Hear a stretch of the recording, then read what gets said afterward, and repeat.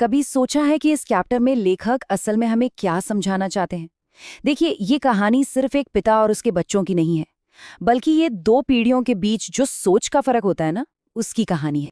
Welcome to Nerdy Side. यहाँ हम NCERT chapters को बहुत ही सिंपल और क्लियर तरीके से समझते हैं। आज हम सिल्वर वेडिंग चैप्टर को डिटेल में लाइन बाय लाइन समझेंगे, इसकी कहानी, इसके पीछे के आइडियाज और थीम्स, सब कुछ, ताकि बोर्ड एग्जाम्स की तैयारी एकदम सॉलिड हो जाए। ठीक है, तो आज का हमारा रोड मैप क्या है? सबसे पहले हम चैप्टर का एक छोटा सा इंट्रोडक्शन लेंगे, फिर कहानी की शुरुआत यानी ऑफिस के सीन को समझेंगे।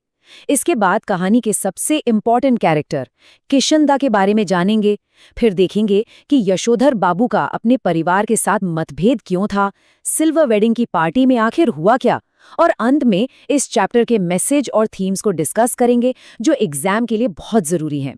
तो ये कहानी लिखी है मनोहर श्याम जोशी जी ने, और इस कहानी के जो मेन कैरेक्टर हैं वो हैं यशोधर बाबू। उनके जरिए लेखक ने पीढ़ियों के बीच के अंतर, जिसे हम जेनरेशन गैप कहते हैं, उसको बहुत ही खूबसूरती से दिखाया है। ये कहानी असल में परंपरा और आधुनिकता के बीच के एक संघर्ष की कहानी है। चलिए अब कहानी को लाइन बाय लाइन समझना शुरू करते हैं। कहानी की शुरुआत होती है यशोधर बाबू के दफ्तर से, जहां दिन खत्म हो रहा है और वो अपना काम समेट रहे हैं। तो सीन कुछ ऐसा है कि सेक्शन ऑफिसर वाई.डी. पंत यानी हमारे यशोधर बाबू आखिरी फाइल बंद कर रहे हैं। ऑफिस की दीवार घड़ी में 5:25 हुए हैं, लेकिन उनकी अपनी कलाई घड़ी में 5:30 बज चुके हैं। अब देखिए, यहीं से हमें उनके कैरेक्टर की एक झलक मिलती है। वो अपनी घड़ी को ही सही मानते हैं क्योंकि वो उसे रोजाना रेडियो समाचार से मिलाते हैं। उनके हिसाब से दफ्तर की घड़ी ही सुस्त है, वो नहीं। तभी उनका एक जूनियर है चड्ढा। वो थोड़े बदतमीजी भरे मजाक के अंदाज में कहता है, बड़े बाऊ, आपकी अपनी चूनेदानी का क्या हाल है? यहाँ चूनेदानी कहकर वो उनकी पुरानी घड़ी का मजाक उड़ा रहा है। और यशोधर बाबू को सिर्फ उसकी बात ही नहीं, बल्कि चड्ढा का पूरा पहनावा, उसकी चौड़ी मोहरी वाली पैंट और ऊंची एड़ी के जूते समहाउ इम्प्रॉपर लगते हैं। और यहीं पर कहानी का ये सबसे इम्पॉर्टेंट फ्रेज हमें पहली बार सुनने को मिलता है, जो असल में दो पीढ़ियों के बीच की सोच का फर्क दिखाता है। इसी बातचीत के दौरान चड्ढा उनसे उनकी शादी की तारीख पूछ लेता है। यशोधर बाबू बताते हैं 6 फरवरी 1947। ऑफिस का एक और कर्मचारी मेनन फौरन हिसाब लगाकर बताता है कि अरे, आज तो उनकी शादी को पूरे 25 साल हो गए, मतलब ये उनकी सिल्वर वेडिंग है। ये सुनकर यशोधर बाबू खुश भी होते हैं और थोड़ा सा झेम भी जाते हैं। अब जैसे ही ऑफिस के लोग पार्टी मांगते हैं, यशोधर बाबू कहते हैं कि अरे भाई, ये वेडिंग एनिवर्सरी मनाना तो गोरे साहिबों के चौंचले हैं, मतलब अंग्रेजों की आदतें हैं। वो इन सब चीजों को नहीं मानते। उन्हें अपनी परंपराओं से हटकर कुछ भी करना समहाउ इम्प्रॉपर लगता है। फिर भी वो चाय पानी के लिए 30 रुपए दे तो देते हैं, पर मन से खुश नहीं होते। अब कहानी का सबसे जरूरी हिस्सा आता है। देखिए, यशोधर बाबू की सोच, उनके आदर्श, सब कुछ एक ही इंसान से प्रभावित हैं, और वो है किशनदा। किशनदा को समझे बिना हम यशोधर बाबू के कैरेक्टर को समझ ही नहीं सकते। तो सवाल ये है कि ये किशनदा थे कौन? किशनदा, जिनका पूरा नाम कृष्णानंद पांडे था, कुमाऊं से दिल्ली आए थे, और वो यशोधर बाबू के लिए एक मेंटर, एक मार्गदर्शक की तरह थे। वो कुंवारे थे और पहाड़ से आने वाले कई लड़कों की मदद करते थे। जब तक उनकी नौकरी नहीं लग जाती थी, उन्हें अपने पास रखते थे। सोचिए, जब यशोधर बाबू दिल्ली आए थे तो उनकी उम्र सरकारी नौकरी के लिए कम थी। एक नौजवान लड़का, बड़े शहर में बिल्कुल अकेला। तब किशनदा ने ही उन्हें सहारा दिया। उन्होंने न सिर्फ अपने क्वार्टर में रहने की जगह दी, बल्कि मेस का रसोइया बना दिया ताकि उनका खर्चा चल सके। यहाँ तक कि 50 रुपए उधार दिए ताकि वो अपने लिए कपड़े बनवा सकें। और बाद में उन्होंने ही यशोधर बाबू को अपने ऑफिस में नौकरी दिलवाई और दफ्तर के काम में गाइड भी किया। मतलब किशनदा उनके लिए सिर्फ एक मेंटर नहीं, एक पिता की तरह थे। यशोधर बाबू के जीवन पर किशनदा के आदर्शों का बहुत गहरा असर था। वो सादगी और परंपरा को मानते थे। वहीं उनके बच्चे आज की पीढ़ी के हैं, जो दिखावे और मॉडर्निटी में विश्वास रखते हैं। यशोधर बाबू साइकिल से चलते हैं, उनके बच्चे स्कूटर चाहते हैं। वो धोती कुर्ता पहनना पसंद करते हैं, तो उनकी बेटी जीन्स पहनती है। और यही इस कहानी का मेन कॉन्फ्लिक्ट है। अब बात करते हैं घर के माहौल की। यशोधर बाबू और उनके परिवार के बीच सोच का ये टकराव हर छोटी बड़ी बात में दिखता है, और जब भी उन्हें कुछ गलत लगता है वो बस एक ही फ्रेज इस्तेमाल करते हैं, समहाउ इम्प्रॉपर। ये सिर्फ एक फ्रेज नहीं है, ये एक ऐसी दुनिया के लिए उनका कोपिंग मैकेनिज्म है जिसे वो अब समझ नहीं पा रहे हैं। उन्हें बहुत सी बातें समहाउ इम्प्रॉपर लगती हैं, जैसे उनके बड़े बेटे भूषण को शुरुआत में ही 1,500 रुपये महीने की नौकरी मिल जाना। उन्हें स्कूटर की सवारी बहुत बेहुदा लगती है। अपनी बेटी का बिना बाँ का टॉप और जीन्स पहनना उन्हें पसंद नहीं। यहाँ तक कि उनकी पत्नी का आधुनिक औरतों की तरह रहना, होठों पर लाली लगाना, ये सब भी उन्हें समहाउ इम्प्रॉपर ही लगता है। लेकिन यहाँ कहानी में एक और एंगल भी है, और वो है उनकी पत्नी का। उनकी पत्नी बच्चों का साथ देती हैं। वो कहती है कि जब हम जॉइंट फैमिली में रहते थे तो तुम्हारे पति ने कभी मेरा साथ नहीं दिया, मुझे बूढ़ियों की तरह बंधनों में रखा गया। अब जब बच्चे अपनी मर्जी से जी रहे हैं तो मैं उन्हें क्यों रोकूं? इस तरह वो भी बच्चों के साथ मिलकर मॉडर्न बन गई हैं। अब कहानी अपने क्लाइमैक्स पर पहुंचती है। यशोधर बाबू जब ऑफिस से घर पहुंचते हैं तो देखते हैं कि उनके घर पर उनके सिल्वर वेडिंग की एक बड़ी पार्टी चल रही है, जिसके बारे में उन्हें पता तक नहीं था। और यहीं पर उन्हें अपने ही घर में एक अजनबी जैसा महसूस होता है। घर पर एक बड़ी शानदार पार्टी का आयोजन किया गया है। केक है, मिठाइयाँ हैं, कोल्ड ड्रिंक्स हैं, बहुत सारे मेहमान हैं। ये सब देखकर यशोधर बाबू को समहाउ इम्प्रॉपर लगता है, लेकिन फिर भी वो एक अच्छे मेज़बान की तरह सबसे मिलते हैं। ये दिखाने की कोशिश करते हैं कि वो भी मॉडर्न रीति रिवाजों से परिचित हैं। लेकिन इस पूरी भीड़ और शोर शराबे के बीच यशोधर बाबू अंदर से बहुत अकेला महसूस करते हैं। ये उनकी पार्टी है, लेकिन उन्हें लगता है कि इसका उनसे कोई लेना देना ही नहीं है। वो जानबूझकर अपनी शाम की पूजा में ज्यादा देर लगाते हैं ताकि ज्यादातर मेहमान चले जाएं और उन्हें इस माहौल में ना रहना पड़े। जब मेहमान चले जाते हैं तो उनका बड़ा बेटा भूषण उन्हें एक तोहफा देता है, एक ऊनी ड्रेसिंग गाउन। और तोहफा देते हुए कहता है, बब्बा, आप सुबह जब दूध लेने जाते हैं तो फटा हुआ पुलोवर पहनकर चले जाते हैं, जो बहुत बुरा लगता है। आप इसे पहनकर जाया कीजिए। इस तोहफे को देखकर और बेटे की ये बात सुनकर यशोधर बाबू की आंखों में नमी आ जाती है, मतलब वो रोने लगते हैं। लेखक यहाँ ये नहीं बताते कि ये आंसू खुशी के हैं या दुख के। क्या उन्हें इस बात का दुख है कि उनके बेटे को उनकी सादगी शर्मिंदगी का कारण लगती है, या उन्हें ये महसूस होता है कि चलो उनके बच्चे अब उनकी परवाह तो करने लगे हैं। ये एक मिला जुला बहुत ही कॉम्प्लेक्स एहसास है। तो हमने कहानी को अच्छी तरह समझ लिया है। चलिए अब इस चैप्टर के मुख्य मैसेज और थीम्स को देखते हैं, जो एग्जाम में आंसर लिखने के लिए बहुत इंपॉर्टेंट है। इस कहानी की सबसे बड़ी थीम है पीढ़ियों का टकराव, यानी जेनरेशन गैप। दूसरी थीम है परंपरा और आधुनिकता के बीच का संघर्ष। इसके अलावा वेस्टर्न कल्चर का प्रभाव, बदलते हुए पारिवारिक मूल्य और अकेलेपन का एहसास, ये भी इस कहानी के बहुत ज़रूरी थीम्स हैं। इन पॉइंट्स को याद रखना एग्जाम में बहुत काम आएगा। और हाँ, अगर आपको इस चैप्टर से जुड़े इंपॉर्टेंट क्वेश्चंस, नोट्स या एग्जाम ओरिएंटेड मटेरियल चाहिए तो हमारा टेलीग्राम चैनल ज्वाइन कर सकते हैं। उसका लिंक पिन कमेंट में दिया हुआ है। और अगर आपको बाकी चैप्टर्स के डिटेल एक्सप्लेनर्स चाहिए तो वो भी चैनल पर मौजूद हैं। तो ये था सिल्वर वेडिंग का हमारा डिटेल्ड एक्सप्लेनेशन। हमने देखा कि कैसे यशोधर बाबू की कहानी सिर्फ एक इंसान की नहीं, बल्कि बदलते समय के साथ जूझते हुए हर उस इंसान की है जो अपनी जड़ों को छोड़ना नहीं चाहता। अब नेक्स्ट स्टेप है प्रीवियस ईयर क्वेश्चंस प्रैक्टिस करना। और जाते जाते एक सवाल आपके लिए छोड़ जाते हैं। क्या पीढ़ियों के बीच का ये टकराव कभी खत्म हो सकता है, या ये हमेशा ऐसे ही चलता रहेगा? अपने विचार हमें कमेंट्स में जरूर बताइएगा। तो चलिए शुरू करते हैं क्लास 12 का एक बहुत ही पावरफुल चैप्टर, जूझ। और मैं बता दूं, ये सिर्फ एक कहानी नहीं है, बल्कि एक ऐसी लड़ाई की दास्तान है, एक ऐसे स्ट्रगल की स्टोरी है जिसे समझकर आपको बहुत कुछ सीखने को मिलेगा।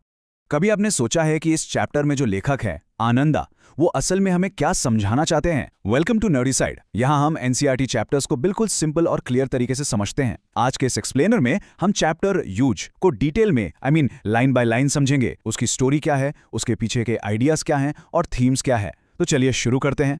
ओके, सबसे पहले चैप्टर का एक छोटा सा इंट्रोडक्शन।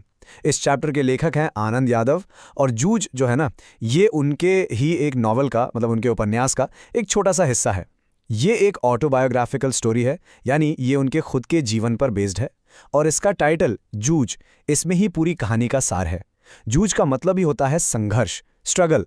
तो ये कहानी एक लड़के की पढ़ाई के लिए किए गए स्ट्रगल की है। तो कहानी का हीरो कौन है? कहानी का हीरो है आनंदा, जो कि लेखक खुद हैं। आनंदा बस स्कूल जाना चाहता है। उसका मन पढ़ाई के लिए, आप कह सकते हैं, तड़पता है।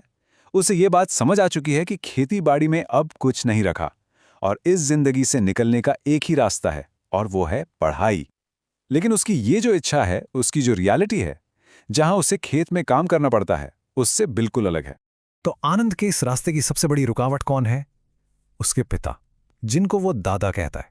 वो अपने दादा से इतना डरता है, इतना ज्यादा डरता है कि उनके सामने ये कहने की हिम्मत तक नहीं होती कि मुझे पढ़ने जाना है। उसे डर लगता है कि दादा उसकी हड्डी पसली एक कर देंगे, मतलब उसकी बहुत पिटाई करेंगे। यहां पर ना कहानी का जो मेन कॉन्फ्लिक्ट है वो सामने आता है। ये बेसिकली दो अलग अलग माइंडसेट्स की टक्कर है। एक तरफ है आनंदा, जिसको लगता है कि खेती अब घाटे का सौदा है और पढ़ लिख कर ही नौकरी मिलेगी, फ्यूचर सिक्योर होगा। वहीं दूसरी तरफ उसके दादा की सोच बहुत ही शॉर्ट टर्म है। उन्हें लगता है कि कोलू जल्दी शुरू करके ज्यादा पैसे कमा लो, भले ही गुड़ की क्वालिटी खराब हो। उनके लिए पढ़ाई लिखाई बिल्कुल बेकार है। अब दादा से सीधे बात करने की हिम्मत तो है नहीं आनंदा में, इसलिए वो जाता है अपनी माँ के पास। वो सही मौके का इंतजार करता है और जब उसकी माँ धूप में कंधे थप रही होती हैं तो वो उनसे बात करता है। वो कहता है कि देखो, अब खेती का काम, जैसे ईख पेरने का काम भी खत्म हो गया है, तो यही बिल्कुल सही टाइम है मेरी पढ़ाई की बात शुरू करने का। लेकिन माँ भी बेचारी बहुत लाचार हैं। आनंदा के पढ़ाई की बात सुनकर वो कहती हैं, अब तू ही बता, मैं क्या करूं? वो दादा के गुस्से को एक बहरेला स्वर यानी एक जंगली स्वर से कंपेयर करती हैं। ये मेटाफर, ये उपमा दिखाती है कि वो अपने पति से कितना डरती हैं और उनके सामने बोलने की उनकी हिम्मत बिल्कुल नहीं है। लेकिन आनंदा हार नहीं मानता। वो एक सॉलिड प्लान बनाता है। वो अपनी माँ को समझाता है कि चलो हम गांव के एक प्रभावशाली और रिस्पेक्टेड आदमी दत्ताजी राव देसाई के पास चलते हैं। वो कहता है कि सिर्फ दत्ताजी राव ही दादा को समझा सकते हैं।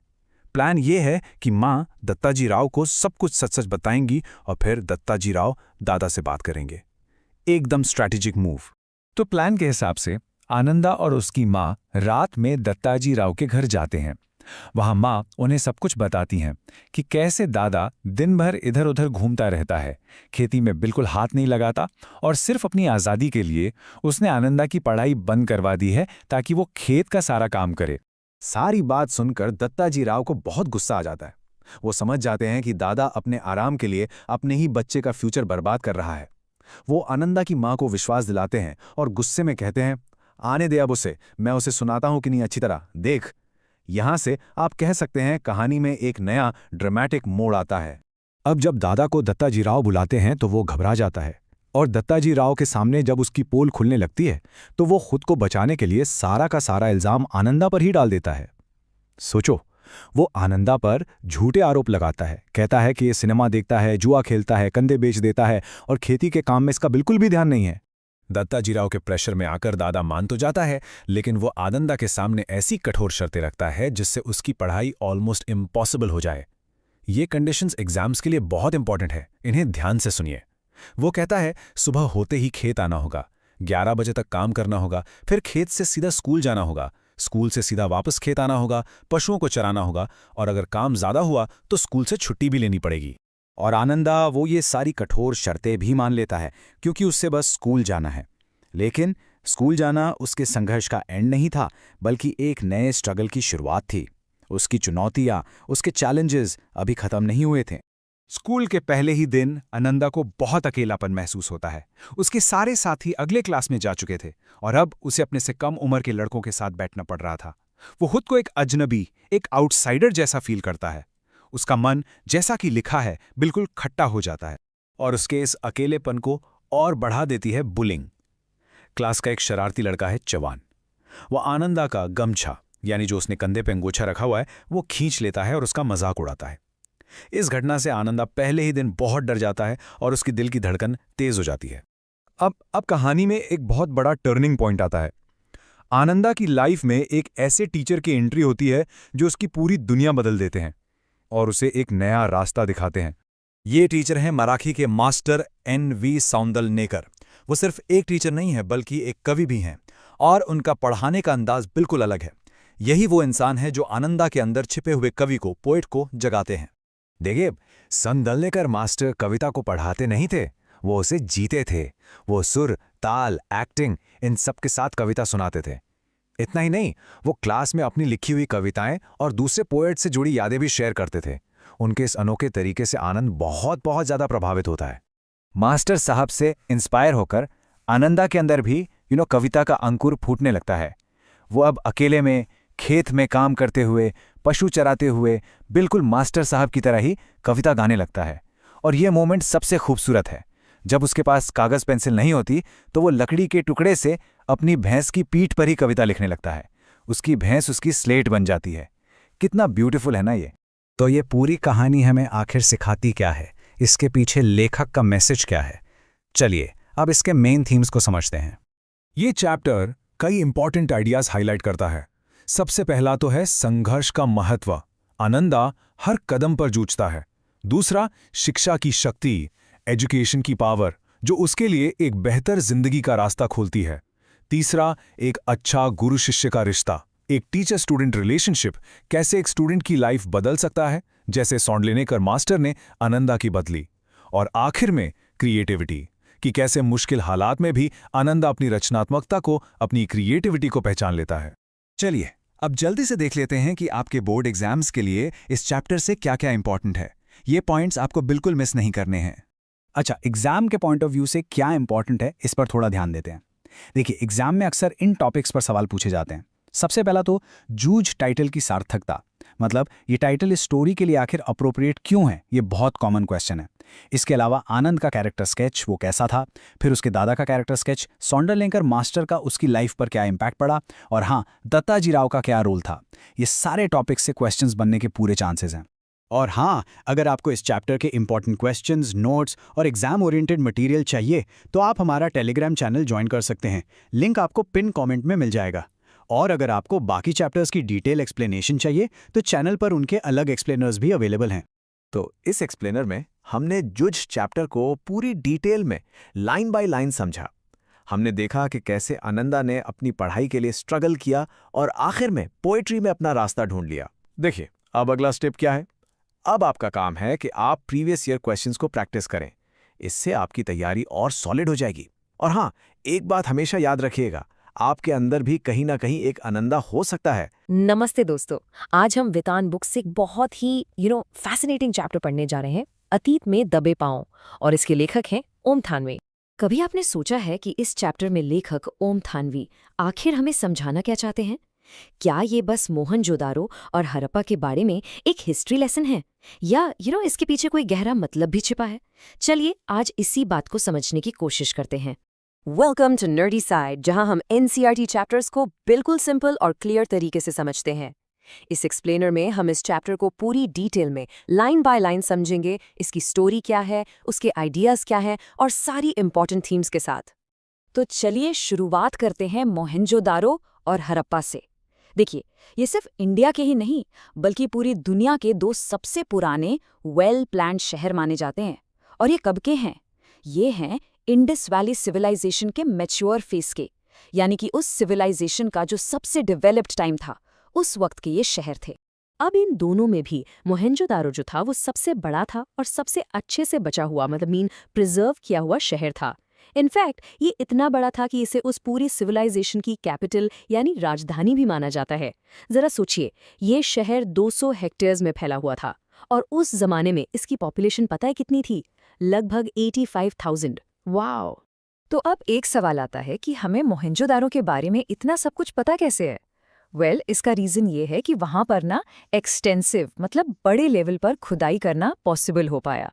लेकिन हड़प्पा के साथ अनफॉर्चुनेटली ऐसा नहीं हुआ। वहाँ के ज़्यादातर सबूत डेवलपमेंट की भेंट चढ़ गए। मतलब जब वहाँ रेलवे लाइन बिछाई जा रही थी तब सब नष्ट हो गया।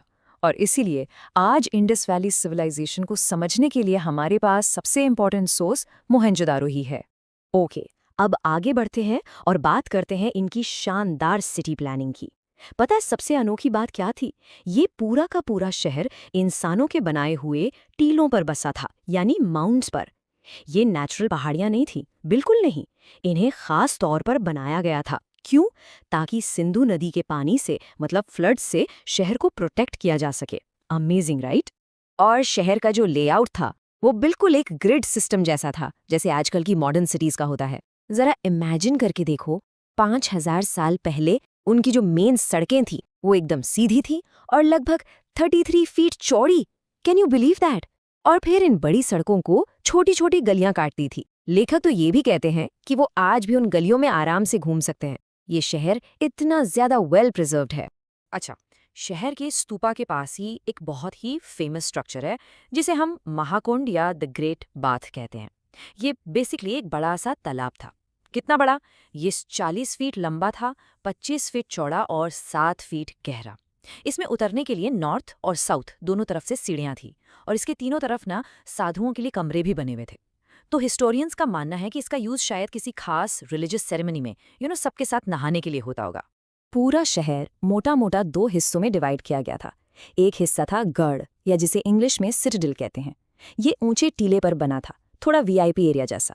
यहाँ पर महाकुंड, अनाज के गोदाम यानी ग्रैंडरीज और कॉलेज ऑफ प्रीस्ट जैसी सारी इंपॉर्टेंट बिल्डिंग्स थीं। और फिर जो दूसरा हिस्सा था वो था नीचा नगर या लोअर टाउन। जैसा कि नाम से ही लग रहा है, यहाँ पर आम लोग यानी कॉमन पब्लिक रहती थी। तो ये तो हो गई शहर की बात। पर वहाँ के लोग वो जीते कैसे थे, क्या खाते थे, काम क्या करते थे?